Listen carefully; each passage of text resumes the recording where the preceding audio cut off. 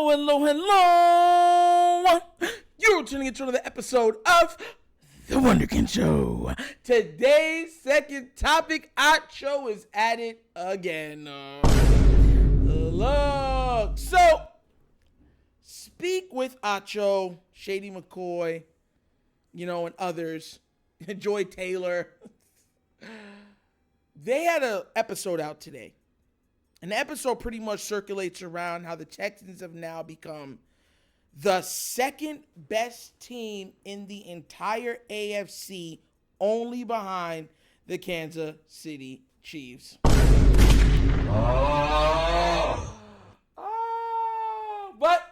you already know how I do. I'm going to play the audio. So you can't say I'm putting words in their mouth, and then we're going to break it down, all right? So without further ado, let's get this party started. I think the Texans made all the necessary changes to jump all the way up to the number 2 seed in the AFC. But, Joy, that is a strong jump I have them making, given that they got the brakes beat off of them in the divisional round versus the Baltimore Ravens. So did I crown the Texans too soon? Dang, Ravens all the way down to 4? Like, they just... Ooh.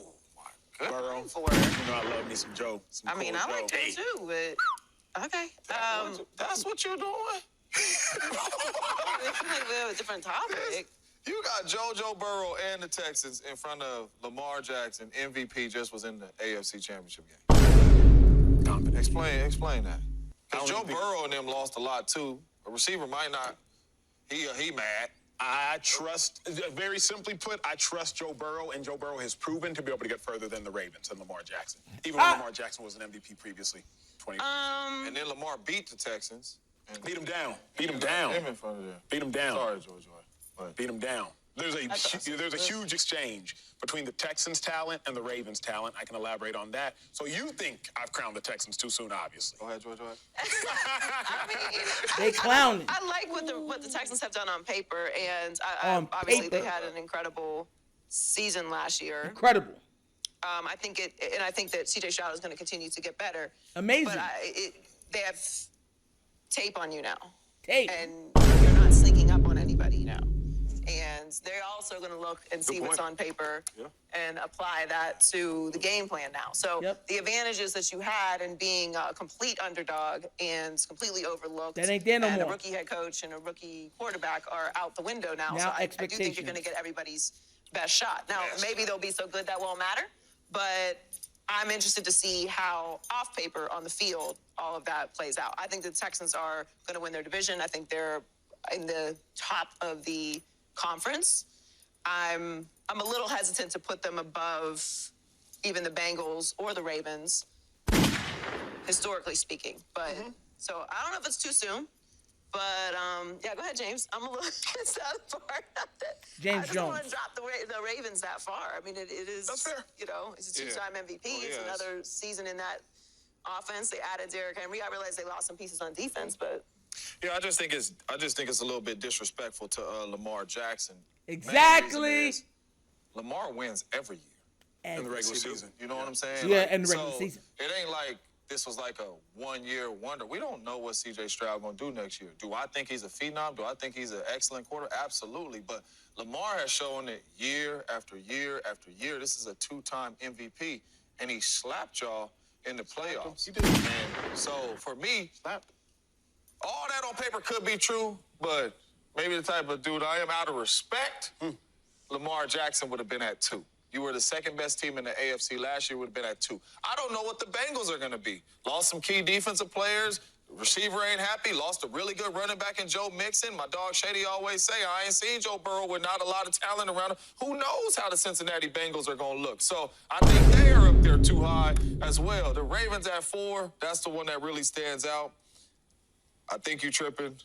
Texas is definitely not number 2 in the AFC, but on paper, could catch a lot of people's eyes with what they have done, especially going to the playoffs and having the year they had. So when we talk about this, listen, I'm gonna stop it right there because we're going into timing. But I actually find this.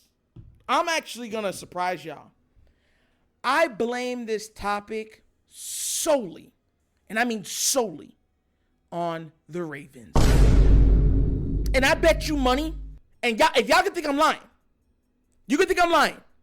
I would put money on it that if you ask Lamar Jackson himself, why are these people saying all this stuff about y'all? Lamar would probably, because mind you, I don't speak for the man. He's his own man. But if I was putting money on it, right? If I was a gambling man, I bet you he'd say something like, if we would have handled business, they wouldn't be able to say nothing. This is the Ravens' fault. You see, when you have, let me be real with you. As much as I stay on here and I say, I want more help for Lamar, I need them to give Lamar more and stuff like that, make no mistake about it, last year's team was a very darn good team. See, that's called context, right? My thing is, they would have been even better if they actually surrounded Lamar with elite talent like his contemporaries. But the Ravens are okay with not doing that because Lamar carries easily so much of that load. But make no mistake about it, they should have won last year. The whole shebang. See, that's what I'm going to be real. What do you think? What do you think Nitro not going to say what got to be said? This is the Wunderkind Show. When you know me to lie. Never. Let me shimmy my butt back up here. We should have won last year. And if we would have won, if we would have beat them, if we would have handled business, all of the chop chirping would have been over. But because we didn't, now we have to go through a whole offseason of the foolishness of teams asking questions, seeking and talking about doubting us and everything else. Mind you, it could have been the same even if we did win. To be fair, they're going to be like, oh, Lamar, he won MVP and everything, and they won one, but could he do it again? That could be the narrative. Oh, were they just lucky? People were hurt and stuff like that? That could be another narrative. But guess what? Undeniably, you were the champion. And no matter how much they try to twist, turn, duck, dive, dip, dodge, they'd have to admit that. But because of your faulty play calling, we'll never know. So does this annoy me? No. Because this is part of the consequences of not handling your business. It's part of it. If we would have won the title and they came out with crap like this, boy, my hand would be red. I'd be double-slapping everybody from here to Memphis. Here to Oregon. I might get a tour bus for slaps. But we didn't. Do I believe we're going to be back in the AFC Championship game? Yes. Can we finish it? We don't know. I'm hoping. Have faith that we can. But is it guaranteed? No. Nothing's guaranteed. Will Taylor Swift come back around and be the central figure of the NFL season? We don't know. I swear, bro, if she is... Finish him, Daddy. Patrick Mahomes is getting 3 straight, bro. Yo, I'll tell you that right now, bro. They're going to give her a double happy ending. They're like, yo, Cinderella. This is going to be like the Cinderella movie 2. The evil stepsisters come back only to get thwarted again and her to walk off into the sunset in newly glass slippers. And now instead of a beautiful dress, she got a glass dress too that is partially transparent. So it covers all of the, the adult parts and stuff, but still glistens in the sun like she's a shine bright like a diamond. But I'm being real. This is me being real. But what do you guys think? Do you think the Ravens deserve being down that low? Do you think that this is part of their fault because of their lack of finishing the job at hand this past season? Or are you like, look, let's keep it a buck. He's a troll, and the Texans are nowhere close to being the second best team in the league, especially being with everything that he's saying, he's contradicting himself because the Bengals have lost a lot of players. T. Higgins is disgruntled. They lost Joe Mixon. They lost Tyler Boyd. And like you said, we ain't never seen Joe Burrow without a lot of weapons. Let me know what you think about this down in the comment section, please.